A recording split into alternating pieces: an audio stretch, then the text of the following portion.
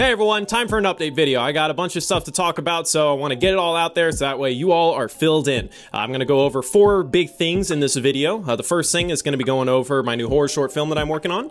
Number 2 is going to be We're Not Safe Here, and just the general reaction and overall takeaway that I got from the release of that film.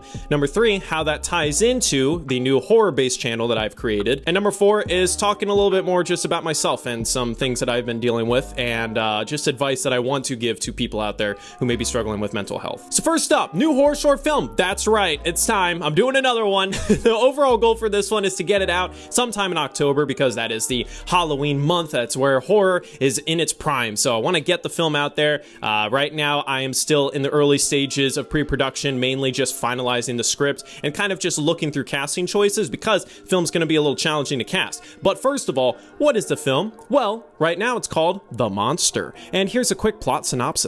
When Kimberly, a struggling single mother, suddenly finds herself in a terrifying crisis that threatens the safety of her young daughter Abigail, she must find the courage to face the mysterious threat and save her daughter in more ways than one. Bom, bom, bom. New subject matter. I'm not making a film about a guy in his mid-20s because that's me and I've done that plenty of times. So time to do a single mom. And I'm really excited to make this film because I really love character and story. That's the big thing that I love about making films, is just telling stories and creating engaging, interesting characters with really cool arcs and stuff. And I haven't really explored that in horror that much yet. We're Not Safe Here had a taste of that with the just story and character based stuff and a lot of dialogue. And now that I believe I did a good enough job with it with We're Not Safe Here, I want to take it a step further. So with this new film, it's going to be a lot more introspective and more like a character piece on the character of Kimberly. And it's very much inspired by Mike Flanagan. A lot of his work I've been watching lately.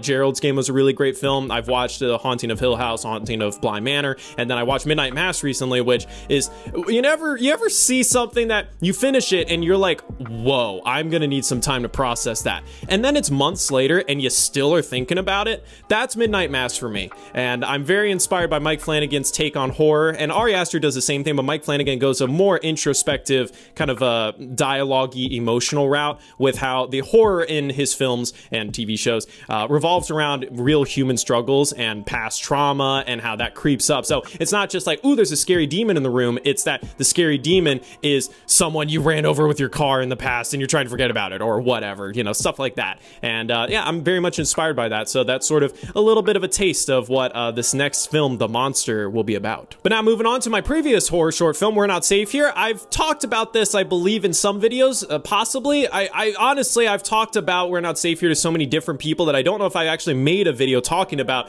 my thoughts on what happened, but here it is all out there. So We're Not Safe Here. First of all, I am very happy that you guys loved that film. I believe that is the most positive response I've ever gotten from a film that I've made, where people were posting comments saying like, this is actually really good. Like, you are actually getting better at filmmaking, which I hadn't really felt that in a very long time. I hadn't, you know, made a film that I was like, wait, am I getting better? You know, Sweet Dreams was sort of like a taste test because it had been so long since I'd made a film on my own. And fun fact, the most recent film before Sweet Dreams that I had made, directing and writing it, was Don't Look Away.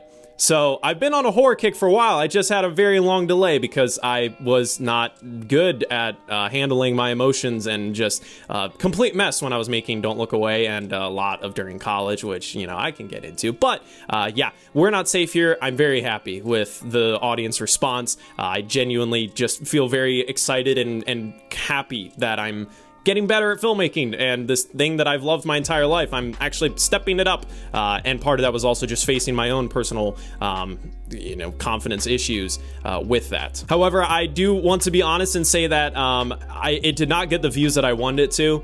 I try to make any video or film, you know, pushing away, like, I hope this gets views. I try to push that away, but making content on this platform for over half of my life, that's my curse.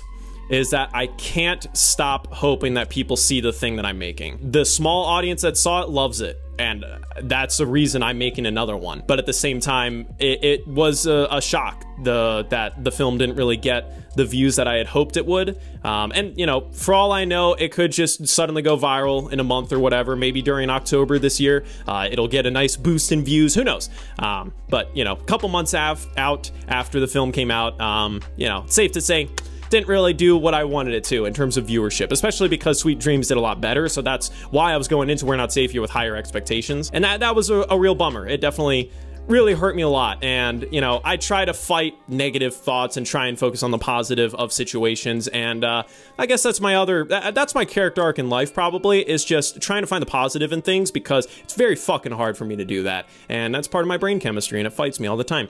But I'm making another horror short film because I know that in the end, what matters is that I become a better filmmaker, and I have to believe that genuine talent and skill will be recognized someday. I can try all my best to make something that appeals to an audience, that has the right thumbnail, that has the right catchy title, that'll get people to click on it.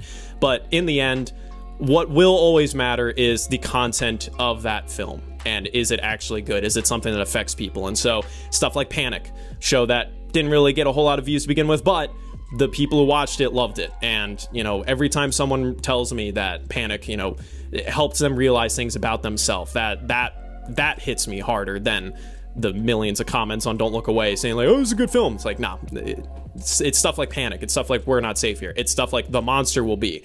That's me. That's the stuff that I want to put out in the world. And adding into my overall, you know, plan with We're Not Safe Here, I was going about this new phase of my life after leaving my job and kind of just focusing completely on content creation, was to really try and build my audience again, because my YouTube channel has been pretty stagnant for a long time with subscribers, and that's mainly because I quit Nerf, which spoiler alert, but yeah, that happened a while ago, and yeah, obviously, but most of my audience still remembers me for Nerf, and, you know, the near 500,000 subscribers, I don't know how it creeps up, but we'll pass it someday. A majority of them are probably still Nerf fans, because, you know, as people who follow me for a long time, yeah, my videos don't really get views anymore, and that sucks, you know, and yeah, I try and not focus on that. I try and just make the stuff that I believe in. You know, I'm never gonna go back to Nerf. I've already committed to that, and I believe that was the right choice for just me as an artist. Tying into the new horror channel that I made. So the Hereditary video that I did, How Scary is Hereditary, that was a taste test, a little prototype, where for a long time now, I've wanted to do horror content. I wanted to talk about horror films, review them, talk about, you know, certain things about the horror genre that I love, stuff that I don't like about it, just stuff like that. Like, I could talk about horror forever, because my first film I ever made was a horror film. Don't Look Away was a horror film. It was my most viewed film. You know, horror, I'm a horror guy. I've always been a horror guy, even back to Nerf Gun Zombie Attack. And so I wanted to make a video talking about my favorite horror film and upload it on my channel and just kind of see how it did. And it didn't get any views. Granted, the people who watched it liked it, and that seems to be a running theme for me, but people did like it. They had some complaints about how, like, I didn't talk about spoilers and stuff like that, and I was like, okay, here we go. So I decided the only way for me to really grow a natural, real audience, like organically, is to start fresh on another channel and completely focus on one thing, because I believe that's the main problem with this CiaCox97 channel, is that it was Nerf for a while, and then it kind of slowly phased away from Nerf, and then boom, Nerf was done. And it's always, I mean, at the end of the day, CiaCox97, the channel is me. It's always been me. I've pretty much never made videos just because I wanted to get views. I've always made something that I was interested in and that I cared about. And, you know, YouTube doesn't like that. The algorithm likes the same thing over and over and over again.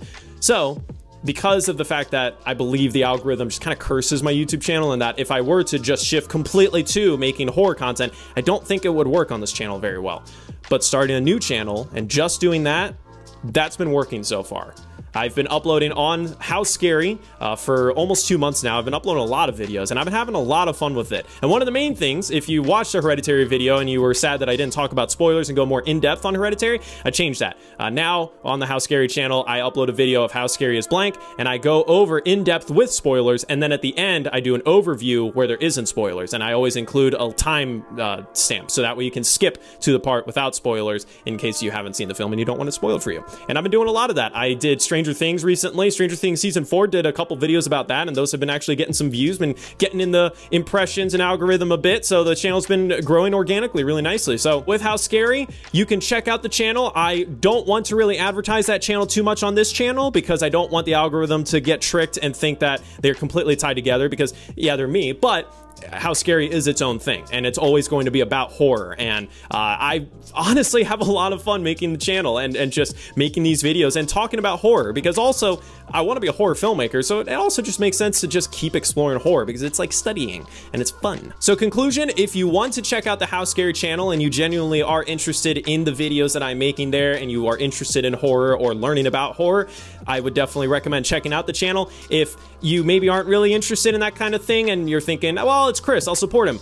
Honestly, you support me by not going to that channel, because I only want people on that channel who want to actually watch the videos and enjoy the content, because that's the main way I believe the algorithm will actually recognize the channel and let it grow. But okay, all right, last takeaway. Overall, this new chapter in my life has been very challenging for me, mainly because I kind of end up being by myself a lot, and that's not fun sometimes. And you know, I've kind of talked about this a little bit in a Q&A recently. The summary is just life's been a little challenging, just for myself personally, dealing with a lot of mental health stuff.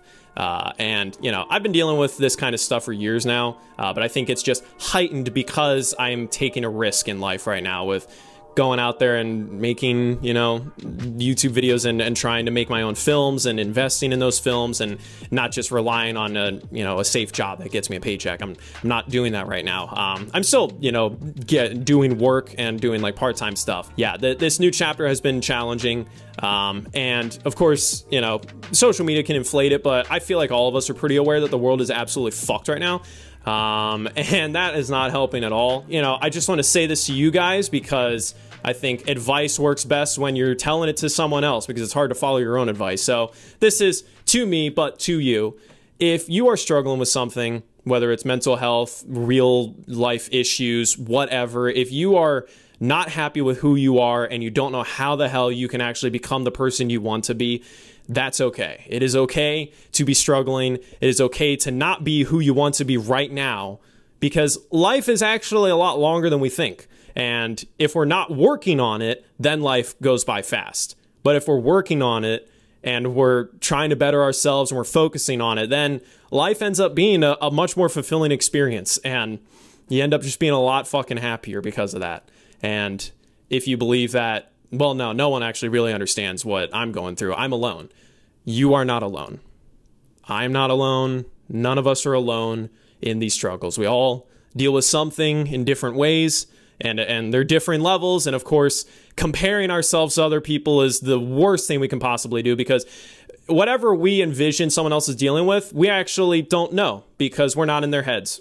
Everything that we know from someone else is our version of them, basically. So never try and assume that someone else has everything figured out and they are perfect.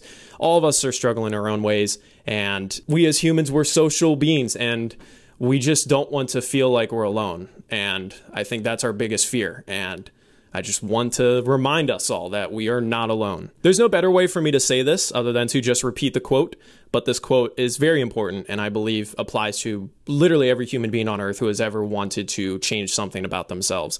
And that is the ending of BoJack Horseman Season 2. It gets easier.